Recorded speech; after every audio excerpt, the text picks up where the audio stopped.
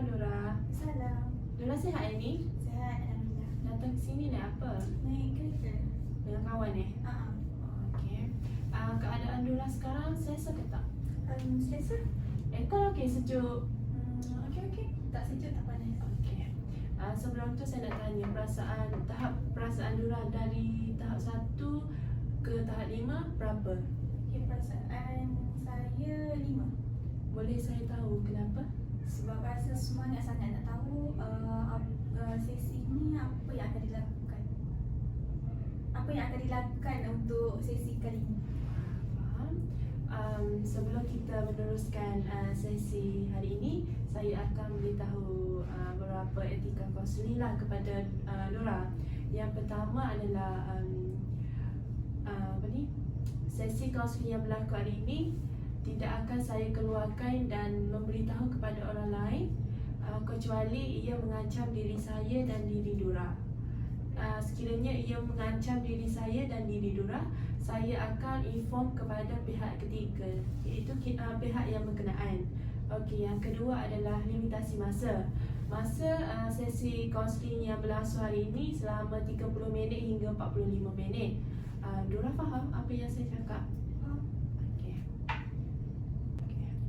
Sesi sebelum ni Nura pernah jawab soalan yang saya bagi, iaitu soalan untuk ujian inventory nilai pekerjaan sidik, iaitu IMPS. So hari ini saya akan memberitahu kepada Nura keputusan yang Nura dapat melalui jawapan yang Nura jawab hari itulah. Okey, sini saya akan tunjukkan nilai yang tertinggi, iaitu manusia dan autism. Untuk manusia, Nura dapat 21, iaitu paling tinggi sekali, iaitu 21. Dan yang kedua adalah 20, iaitu autism. Okey, Nura faham apa yang saya masukkan ini?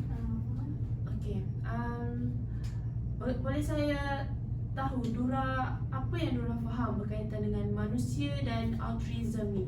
Okey, kalau apa yang saya faham dah berdasarkan apa yang saya jawab sebelum ni, okey, manusia ni dia lebih kepada interaksi dengan manusia ataupun dengan orang lain. Maksudnya dia lebih banyak menggunakan masa yang dia ada tu berinteraksi dengan orang lain. Okey, kalau untuk autism ni pula, dia lebih kepada seorang yang baik hati, bertanggungjawab, seorang yang suka menolong boleh kata seorang yang penyayang dan berberi kemanusiaan lah, seorang yang positif. Okay. Apa yang Nura bagi tahu tu semuanya betul, tapi saya nak tambahlah sedikit berkaitan dengan manusia dan autism ni. Manusia ni yang berada dalam kategori konteks, dan autism ni berada dalam kategori perhubungan. Okey, untuk manusia ni saya nak beritahu sedikitlah untuk Nura, iaitu manusia ni yang suka aktiviti-aktiviti yang berkaitan dengan manusia, suka berinteraksi dengan manusia. Peranan Nura dalam dengan pekerjaan manusia ni adalah untuk menyelia, memujuk dan menolong. Okey, contoh pekerjaan yang boleh dikaitkan dengan manusia ni, kaunselor, business woman atau business man, lepas tu guru. Okey, untuk autism ni ia berada dalam kategori perhubungan. Autism ni betul semua yang Nura bagi tahu tu, iaitu suka menolong, ciri-cirinya suka menolong, suka membantu, mudah simpati terhadap orang. Lepas tu untuk contoh bagi autism ni, kaunselor, sukarelawan dan guru. Nura faham apa yang saya beritahu? Okey, setakat ni saya faham. Okay. Boleh saya tanya, kedua-dua tu amat bersesuaian tak dengan ciri-ciri yang Nura nak, pekerjaan ciri-ciri yang Nura nak? Okey, kalau untuk manusia saya rasa bersesuaian dengan diri saya, sebab saya ni seorang yang orang kata macam nak kata introvert tu tak, extrovert tu tak. Maksudnya kalau saya ada extrovert dengan orang yang saya kenal, and saya ni banyak berhubung dengan orang lain. Lepas tu kalau untuk autism ni pun ada juga. Maksudnya saya ni seorang yang saya suka tolong kawan-kawan saya. Lepas tu saya ni suka macam orang kata macam care dengan kawan-kawan saya. Macam tu. Itu ya amat bersesuaian lah dengan pekerjaan yang Dura nak. Okey, boleh saya tahu sedikit sebanyak lah apa yang Dura nak jadi berkait Dura nak cita-cita Dura berdasarkan keputusan yang Dura dapat ini. Okay, kalau apa yang Puan cakap tadi, kalau manusia dengan altruism ni dia banyak berkait dengan manusia kan. Ya. Maksudnya banyak interaksi dengan manusia. And tadi contoh pekerjaan yang Puan bagi tahu pun ada yang saya nak jadi. Maksudnya itu kaunselor, di mana kalau kaunselor ni kan seorang yang suka berinteraksi dengan orang. Lepas tu seorang yang suka menolong orang. Okay. Lepas tu saya ni juga dalam saya ni seorang yang suka mendengar luahan daripada kawan-kawan. Maksudnya saat ada kawan-kawan saya ada masalah, dia orang suka share dengan saya. Untuk altruism pula. Untuk altruism pun sama juga. Dia macam manusia sekali jugalah. Saya macam lebih kepada suka menolong orang. So maksudnya saya lebih prefer kepada seorang kaunselor lah. Okey. Dura kata Dura nak jadi kaunselor kan? Boleh saya tahu apa perancangan Dura, apa yang Dura buat untuk jadi seorang kaunselor, apa yang Dura tahu untuk menjadi seorang kaunselor? Okay, kalau kan saya kata nak jadi kaunselor, so perancangan saya sekarang ni saya tengah sama belajar untuk degree bagi course counselling. Okay, sekarang ni saya tengah berada di semester 6. Okay, kalau untuk jadi kaunselor ni, lepas saya tamat degree saya akan sambung untuk buat master dalam course counselling juga. And kalau ada kesempatan, saya juga akan sambung kepada PhD kerana sebab kalau ada PhD dia lebih baik. Dura kata Dura nak sambung kepada master. Dura tahu ke berapa tahun Dura sambung master tu? Okey, kalau apa yang saya tahu, kalau untuk master ni dalam lingkungan 4 hingga 5 tahun untuk setiap satu master tu. Okey. Tadi Dura bagi tahu saya Dura nak sambung pengajian ke master kan? Boleh saya tahu Dura nak sambung pengajian tu kat mana? Okay, kalau sambung master ni apa yang saya buat research lah. Kalau untuk sambung master bagi course counselling ni, InsyaAllah saya akan sambung ke tempat mengajar saya sendiri, itu kat UUM ataupun kat UPM. Sebab setakat ni saya jumpa 2 universiti itu sahaja untuk course counselling. Tapi Aiza, Dura lebih beratkan ke UUM ke UPM? Okey, kalau nak senang ke UUM lah sebab kita dah kenal kan dengan lecturer kita. Tapi kalau tak ada rezeki, UPM pun boleh. Okay. Dura ada perancangan lain tak untuk sambung PhD ke?